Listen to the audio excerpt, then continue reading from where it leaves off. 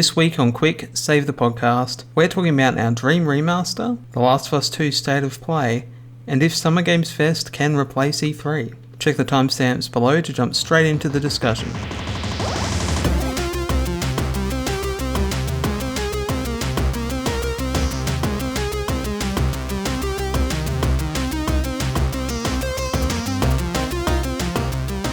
Hello and welcome to the one and only Quick Save the Podcast. I'm your host as always, Mitch, and joining me is the Metal Gear Solid himself, Callum. Greetings. That doesn't make any sense. I like that title though, I'll take it. You are now officially a robot.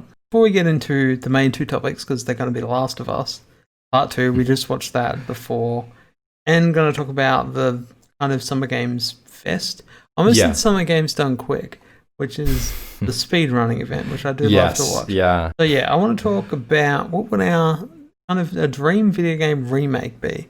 And I guess I'll start, because I was thinking about it, it's like there's so many games that have been remastered that I already like. Yeah. And I was just thinking, what would make a remake exciting? And I think when you think about a remake, it's games that haven't aged that well in terms of mechanically.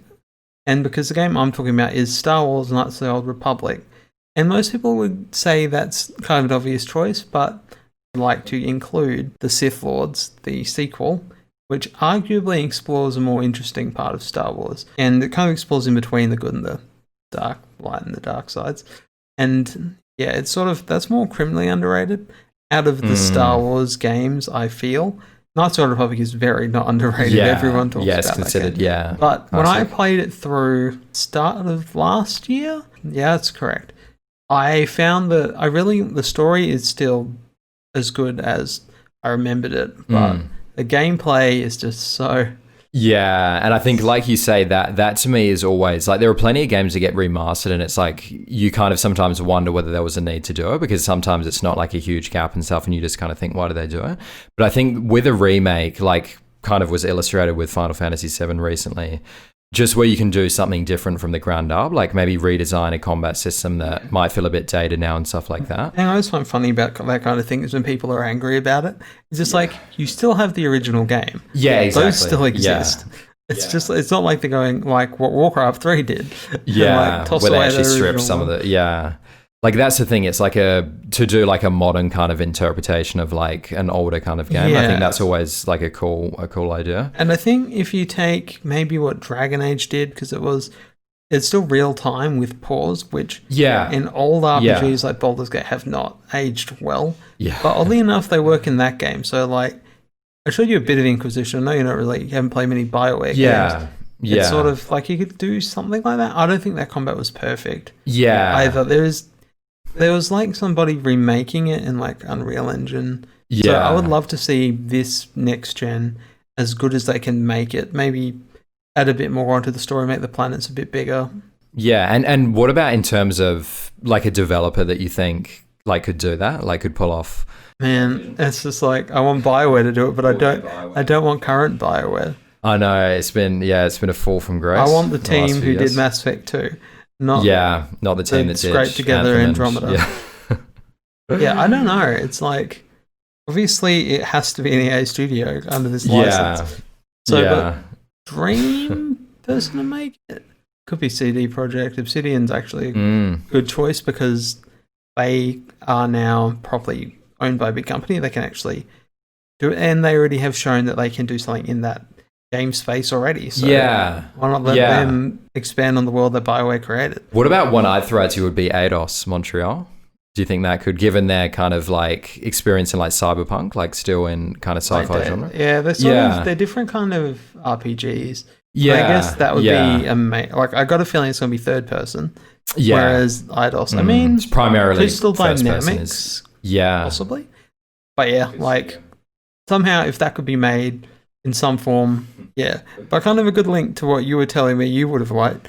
So a very Eidos Montreal, very clear connection there, which is Deus Ex. So I never played the very original Deus Ex, which is obviously still considered like a pretty groundbreaking game. I think again though, just based on kind of looking at videos of it, it's just a game that I think in some ways would as good as it was and as groundbreaking it was at the time, would just feel dated in terms of some of the gameplay and stuff, which I think is inevitable over the years. So I think it's, given that I love the modern kind of takes on it with what Eidos did with Human Revolution and Mankind Divided, I think it'll be really cool to see an actual like fresh take on like a remake of the very original Deus Ex. I think that'll be really cool to see. And like Deus Ex Mankind Divided didn't sell that well.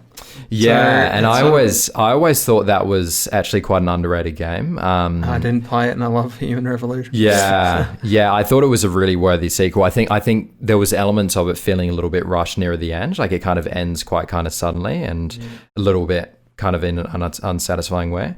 But I think for the most part, they were both the modern Deus Ex games were excellent. So it would be cool to see a kind of take on the very original game in that kind of style, for sure. Is it getting a yellow filter over everything? Yeah, that would be a nice touch. Yeah. Moving on to one of the more substantial things is what Sony just revealed at the State of Play. They said it would be on The Last of Us, similar to the Ghost of Tsushima kind of. This was a bit different in the sense, I think the Ghost one was cool because it was the first time we were seeing real kind of like concrete gameplay. And this one was cool as well because it basically kind of turned into like a features showcase. As you said, kind of similar to what they did with Ghost. So it was cool to see. I think it's always cool with those types of things just to hear the developers actually talking about it as well as it's being played. I think when they show actual gameplay, isn't it? Yeah, exactly. Actual in-engine gameplay. Yeah, so before we jump into all the stuff they announced, I just want to get your opinion on The Last of Us. Like, how much did you enjoy that game? Yeah, so I kind of had, I think you were the same-ish, but I kind of was in a weird position where I went into it knowing all the hype, like went into it kind of retrospectively, which I think is always... It's kind of a risk with games or anything where you go into it with this insane hype that's been built around it, like people saying that it's, game of the generation or things like that. Yeah. Often they don't meet that. Yeah, exactly. It's so hard to live up to that. But I personally, I loved it. I think that it had its issues with gameplay in terms of at times feeling a little bit clunky and stuff, and just classic. It didn't kind of really reinvent the wheel in any type of sense. It was perfectly playable, but just... I think obviously its real strength is the story and the characterization. Like I think in terms of sort of like story-driven games like that, I think there's few games I've played that have kind of been up to that standard. So I love the game, and I'm very excited for the sequel for sure. By the time I finished it, I thought it was probably one of the best stories told in the video game. I didn't particularly love the gameplay, and the game is just so tense the entire time, and that's like they nailed that feeling, but like it just felt like everything you did just had this emotional feeling, like weight to it. Like, oh. Yeah, it's quite like it's not the sort of thing that you can kind of just play like casually. Like it's something you have to be kind of in the right mindset for, and it's obviously in terms of the themes and stuff it deals with, like it's quite heavy going. Yeah, biggest problem was definitely the gameplay, which sort of was a Naughty Dog thing. If it just wasn't as good as other games, then Uncharted 4 happened and sort of changed it. So coming into The Last of Us Part 2 was always exciting. See what they did after that game, and they've added a lot from it. So I'll just kind of quickly run through all the stuff they're kind of talking about. Not going to really talk about the kind of the story and all that, because that's where my faith in Naughty Dog is kind of like rock solid. Like I know it'll be good. It might be controversial. I haven't read the leaks. Yeah, interestingly, but I think games trying to actually create some kind of discussions. Yeah, I mean, that's the thing as well. Like, it already caused controversy just with the levels of violence, I believe, with that first that and they are going all in on that. And that's something we'll talk about, but certainly that was already It's a very interesting way to show violence in a game, just because of how realistic it looks. Anyway, we'll get into that. Neil Druckmann sort of ran through it, the director of this game. If you aren't familiar... They are saying he said it's Naughty Dog's most ambitious title, and it's set 5 years after the original, and starts in Jackson, Wyoming, which when looking into where that was, because we're Australian, I don't know where Jackson was. I thought it was Jacksonville, Florida or something. Yeah. But no, I've actually, technically I've been to Wyoming. Technically, but yeah. Yeah, because I've been to Yellowstone in Wyoming. Really cool place, like talking about places to visit, although I was 8, so it has been a while. So it starts there, and then it's mostly set in the state of Washington. Yes, as apparently a lot of games turn out to be. We just discovered recently. So many studios are based there as well. Yeah. Microsoft for a start. So Seattle is an interesting place to a thing that's been in games and is about to be in Vampire, The Masquerade. It's been in Infamous 2.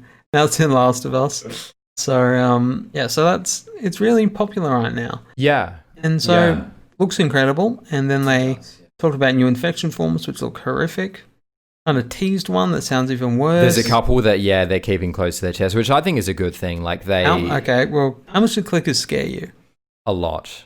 Yeah, they're kind of a novel, like, because you always wonder, like, where can they really go with, like, zombies? Like, it's been so overused, but I think that was a really clever, just that sound they made was so, like, horrifying and just, like, it was, I think they were really, really cool enemies. I think they said it was some kind of form of echolocation. Yeah. Kind of cool if you look back and see when they're talking about how they created the zombies, not just to be your regular zombies. And it seems like in this game they're taking a step away from that being the main thing. Human on human action. Yeah, a lot of what they showed off was actually just based on human enemies, Humans killing which each is other. interesting to see. And maybe part of that is like he was saying that they just want to like keep some of the surprises close to their chest, as well. Yeah, and another thing they've done is smarter companion AI, which was something Uncharted 4 did have. This seems another step in that, where they're not just, in the original when Ellie just threw bricks at people. Yeah. They seem a bit more helpful. Like when a clicker grabs you, it's just like, that's it. But the companion will save you. And that's something a lot of games struggle with is to have AI that are actually like useful and that like don't actually like detract from the experience. I know you haven't played Halo 5, but the AI in that, we'll have an episode where I talk about everything I hate about Halo 5, which is a lot of things. And they were also showing off expanded crafting. So you can really customize the kind of build you're after. Yeah, there's more in the way of like you have like scopes and stuff. You can add suppressors to weapons as well, which gives you different more traits options. And stuff. Yeah. So basically, for the most part, they're kind of expanding on systems that were already there and just adding in kind of new gameplay features.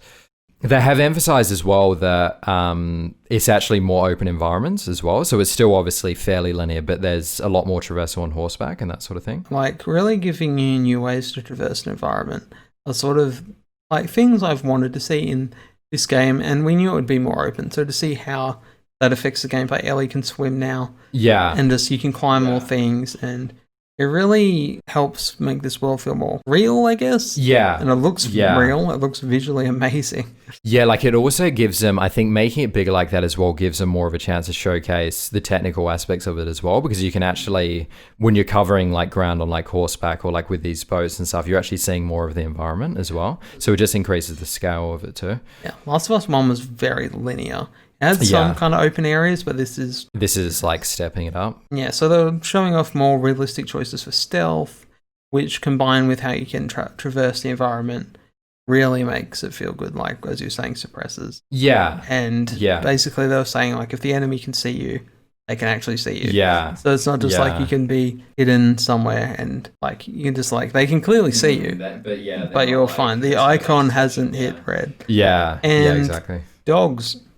So, obviously they can smell you. And I think the thing that really pushes the kind of realism forward is the animations. And it really makes it hard to watch almost. As Ellie stabs someone in the neck, they grab their neck, fall over with blood everywhere. Yeah. And just like it makes you feel like, geez, I've actually just killed this person. Exactly. That's one of the things where I actually think they've actually kind of got it right given the genre, because I think the violence, having that really like graphic violence, I think actually serves kind of like a narrative like purpose, or like it makes sense in terms of the genre that they're working in, because like it kind of emphasizes like what it is to actually take a life, you know what I mean? Like it's not just this like casual thing that you do, like it's literally like a world where it's like dog eat dog and it's just survival. Like when Neil Druckmann was talking about it, that's what he was kind of emphasizing. Like he wants to make it feel like serious thing that you're doing, not just something that you're doing kind of casually. So I think that's what they're kind of emphasizing with the thing. But it is, certainly much more graphic, I think, even than the original Last of Us. And I think the other thing is as well, like just given who you're playing as, like to an extent, it should make you feel uncomfortable, because it's meant to be that someone that's only just, is still kind of effectively a teenager as well. Like it's such a like crazy thing that she's having to do just to survive. I think it really sells the world better than anything else. And I think what sells the world even better is the PlayStation Vita that appears, which I thought was kind of funny, but also kind of like they said they're never making something like that again. Yeah. And here they go placing the game. I know they're like, oh, it was set before and they came out already. I had a Vita, good console, but like they're not, they're never making another one. So like, it was a nice little like touch. I thought like seeing that in the feature. Yeah, it was cool.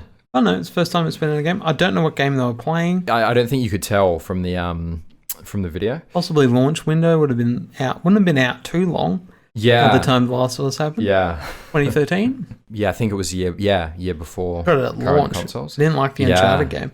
But yeah, so this is State of Plays are clearly Sony's Nintendo Directs. And I'm a massive fan of them, are you? Yeah, I think they're great. I mean, like I hadn't really seen too many of them before, but I mean, this one alone and the Ghost one, I think were both really cool showcases. I think they're definitely learning how to sell this properly. They give you a good look at the gameplay, which is something Microsoft should really learn. And the interesting thing is, as part of this Summer Games Fest, which is basically an answer to all the physical events that keep, that redacted thing that keeps doing redacted to the world. And so Jeff Keighley revealed himself like some sticky Mountain Dew followed him with some Doritos crumbs on the floor. Have you seen that picture of him as the Dorito Mountain Dew Pope? the Dorito Pope. Yeah, that's a pretty iconic. So yeah, he started this whole Summer Games Fest thing as like a replacement for E3, which he said he dropped out of, wasn't that happy with anyway. And you wonder if that was just like he was always doing this, and can't actually be known, but it definitely works in the favor. Seeming that we're in a world of lockdowns. Given what's happening no one can travel anywhere. That's what I'm really curious about is like, is this something that was going to be a thing going forward anyway? Or did it just happen to be like, just at the best possible time given what's happening in the world? Yeah. I guess it's the question, did Keighley create Redacted? Yeah. Is this his doing? Did Maybe we'll never know. We'll never know in some place in Redacted.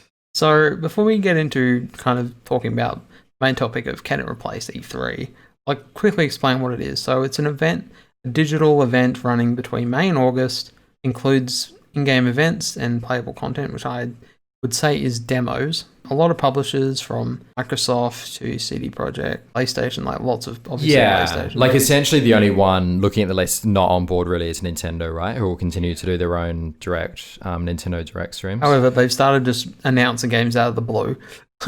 With the new Paper Mario. But yeah, so they're not part of it. It's basically an overarching event for other events. I think Keighley's involvement was organising the timing and get companies outside the big publishers to bring their own videos and be a part of it. I think it's a great thing because we've never been to any conferences.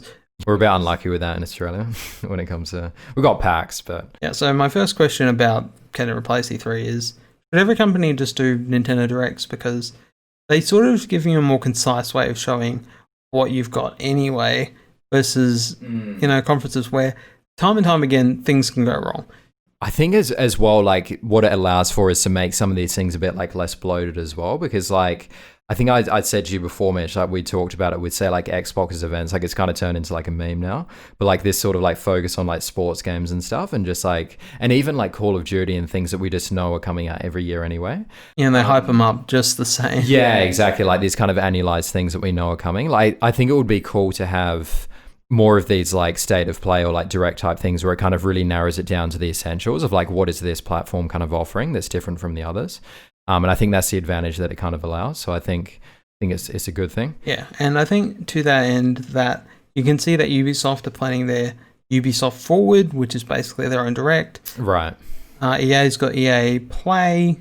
They've all got these kind of things that are all starting to fill that kind of gap. And obviously with Redacted, this will be the year that kind of changes it forever, I think. Yeah. And it kind of leads me into my next question of, does Summer Games Fest make a convention in a specific single country seem a bit out of touch? So it's just like the main reach of E3 these days is basically what we do is make videos on it, make reactions of it, and that's kind of where a lot of the, like talking about the Cyberpunk, your breathtaking thing, that thing was carried by the internet so hard, and we'll get to like talking about whether it's a bad thing to actually lose that kind of personality to it, and I think the benefits of doing these kind of outweigh it. And the thing is, these events don't give the consumers anything, and we're the ones who should be talking about being excited about it. So I think kind of seems like, why not just do these digitally, give us demos so that, we can give everyone a chance to be talking about this game. And like, if it's so good, everyone will keep talking about it and talking about it and just keep talking about it and keep it going. And I think it allows you to do those sort of things even, like when you have all these people watching like a stream at one time, you can kind of do cool things where you say like this game is coming out today or like this DLC is coming out today. Shadow drops. Yeah, exactly. Like just like because you have like people like that are tuned into it, you can do these kind of like cool announcements that come out of the blue. So that's another thing too. But like you say, so many of these things are kind of moving now into the online space anyway, that it kind of seems like the natural evolution of like kind of where games are headed. And I think demos remove some fear over a game. Once you've played a demo, and like Capcom's been doing it perfectly with Resident Evil, giving each of them a demo so you can play it, get an idea of it, and then you can probably be more excited when it comes out because you've played it, how it feels. And like I think that's very important to making people excited for something, which is literally what E3 is for. It's just marketing. That's what I'm always surprised at. Like it's interesting you bring that up, is that it seems like some people view demos as like a dated thing, but to me it's always been, because like games are like ultimately a product as well, like it's such a good thing to actually allow people to see what it's like not just like cinematic trailer after like cinematic trailer, but actually like be able to play the game for a couple of hours and see what it's like before it comes out. Like it's a good thing. In a way, it'll show the confidence a company has in their game. So if they're not releasing a demo, you're immediately suspicious. You're a bit kind of like skeptical. Why not? Yeah. I think that's probably why they've been apprehensive about doing demos. But I don't know. I've always like, growing up, you had the demo discs and like... Yeah, like you would get demos with like games that would be coming out later. Like it was, I don't know if it was Halo, but one of them included a disc of all these trailers and games. Yeah. Like all the old magazines that used to include demos. Mainly because there wasn't like this one event that people could even access. E3 was done behind doors. But I think in this day and age of people playing all your games, making content out of them, I think demos make a lot more sense. If you've got some content creator with like 2 million subscribers going on about your game because of how much they love the demo. That's like free marketing in and of itself, yeah. If companies aren't as confident, but they still put out a demo, could that risk more pushback because people know it's a bad game? Yeah, I mean, that's the other thing, like, too. I mean, I personally think that it always comes across as not a great look if like studios aren't showing gameplay, or like they're either like not releasing a demo or showing actual like kind of similar to this Last of Us thing, like a feature showcase, because otherwise like as a consumer you're just kind of left thinking like, what is this? Because I mean ultimately it's about the gameplay and it's about like getting your hands on it. So it's like, what are they hiding? Like, are they not confident in the product? So it's, I think that the more of this type of thing with demos and actual like features showcases, the better. Yeah, I mean, the one thing you lose about not having these big conventions is you lose the kind of like, I know I've never been to like BlizzCon, but I've heard things about how much people enjoy going there.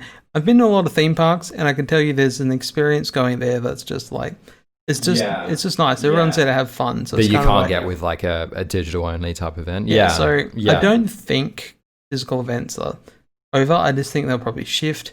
And that kind of leads me on to the next question. Like, how long will they be gone for? And it's going to be some time till they're back to what they could have been. And I guess it depends a lot on the situation that's currently unfolding with Redacted.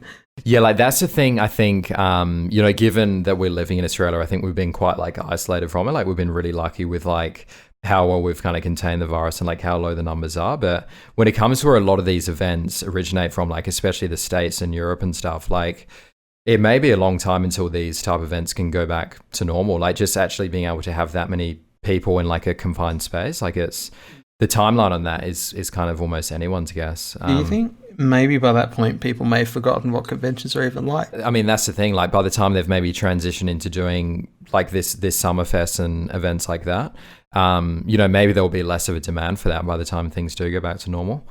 So it'll be interesting to see. Be very interesting to see. So I think that was a good chat on Summer Games Fest. I think it's definitely a good thing. Yeah. And curious how it unfolds between where it ends. And it's also, I think it's neat as well that it's going for as long as it is. Like I think it's 4 months total of like gameplay and like demos and stuff.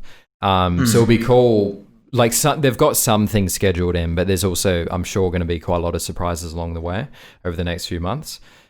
So I think it's going to be hopefully, a good alternative to E3 for this strange year that we find ourselves in. I think one way to find out, and that's to see it out to the end. Yeah. We may do like a post discussion of what we thought of the overall event. Yeah. And like kind of follow up this discussion, see whether we actually still agree with what we thought.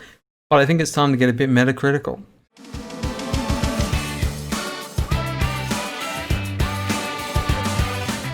So each and every episode, we take a drive down Metacritic Avenue, bet on what overall score a game will receive at launch. So this week we're betting on Command & Conquer Remastered, the original Red Alert and the original Command & Conquer and expansions. So if you haven't heard of it, it's a legendary, like one of the biggest RTS series on the planet, which is tragically a genre on the decline. And one of my classic favorite genres. Didn't play enough Command & Conquer though. I wish I played more. Friends of mine absolutely love these games, so I'm curious what they think. Yeah. So the collection includes so many things from more modern controls, upscaled full motion video cutscenes, kind of the best part of the games. Yeah. From the gameplay. So it even includes green screen B-roll of like them recording the thing, so we can use that for many stupid purposes. Yeah, that's neat. Yeah. But it's not up to what we think it'll receive. It's what the big reviewers think, because we're no one. So now it's time to reveal what score we think it'll receive. I'm going to go pretty safe bet and like kind of the score that most games tend to average somewhere around. I'm going to say 80. I'm going to go 88 miles per hour. Range. DeLorean will be proud. So last week we bet on Minecraft Dungeons, which is Mojang's first game since making Minecraft. Technically they made Scrolls, but no one cared. So I chose the lowest score of a 78, with Callum picking an 82. And well, once again, the lower bet is the right one. It got a 70. 70, yeah. I think in hindsight, 78 was a bit high as well, and you bet even higher. I have played it, and I think a 70 is pretty accurate. Pretty on point, yeah. Like, it's nice. It's fun. Yeah. But it basically is Diablo for kids.